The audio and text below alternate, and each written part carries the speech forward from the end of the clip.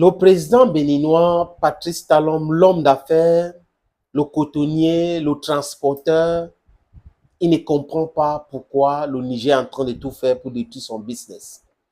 Patrice Talon s'intéresse à Patrice Talon d'abord avant de s'intéresser au peuple du Bénin, aux Béninois.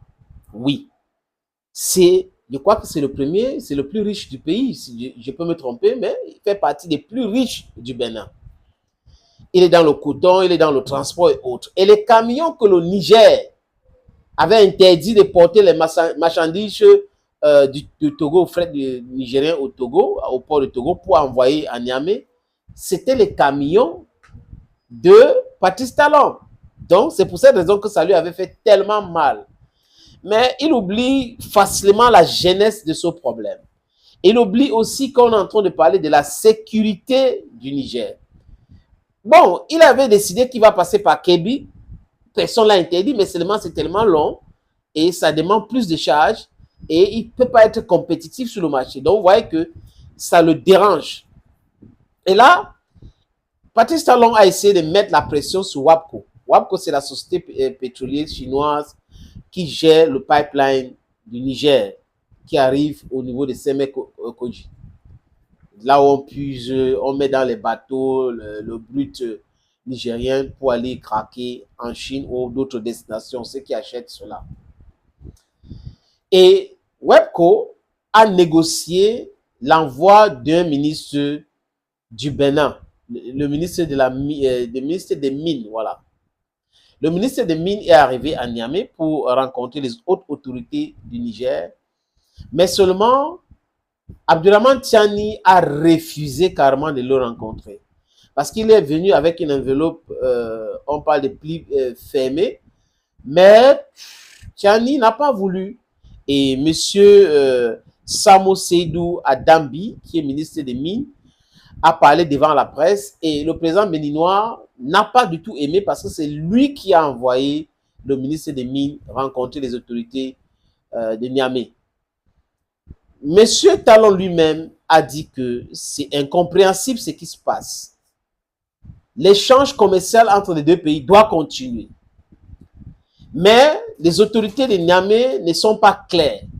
Il les demande clairement de lui dire s'ils vont dissocier le pipeline et le commerce entre le Bénin et le Niger. Pourquoi il dit tout cela aujourd'hui, les amis? C'est parce qu'il a très mal géré cette histoire. Patrice Talon devait être la dernière des personnes de menacer le Niger. Patrice Talon devait être la dernière des personnes d'avoir un discours guerrier. Patrice Talon devait être la dernière des personnes de soutenir Macron. Patrice Talon devrait intégrer que l'Afrique doit se libérer. Et que si l'Afrique cherche à se libérer, il ne doit pas être celui-là who act as an impediment to the freedom of Africans. Mais lui, il a ignoré tout cela. Et aujourd'hui, c'est en train de le retourner sur son visage. Il voit comment il y a les pertes énormes dans son business. Parce que le Bénin, c'est un petit pays comme ça, les amis. La plupart des choses que le Bénin produit, le Nigeria produit aussi.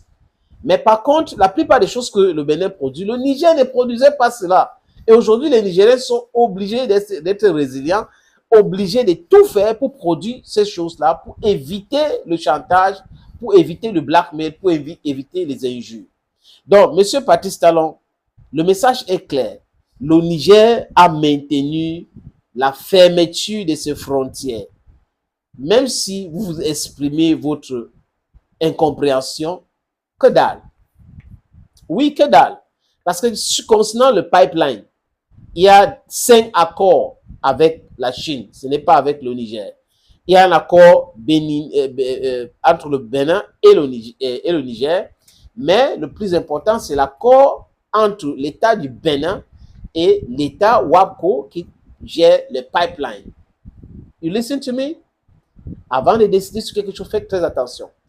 Vous voyez, le premier ministre du Niger, M. Lamine Zaïn, a dit que les frontières resteront fermées parce qu'il y a risque d'insécurité, il y a risque d'intervention militaire.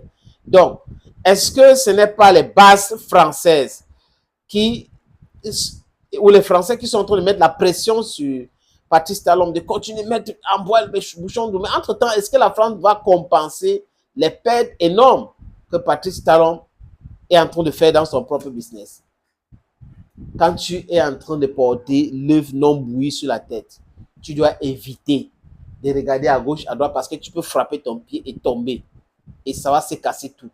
C'est exactement ce que Patrice Talon a fait. Il a pris un pistolet, il a mis une balle sur sa jambe et regardez ce qui se passe aujourd'hui.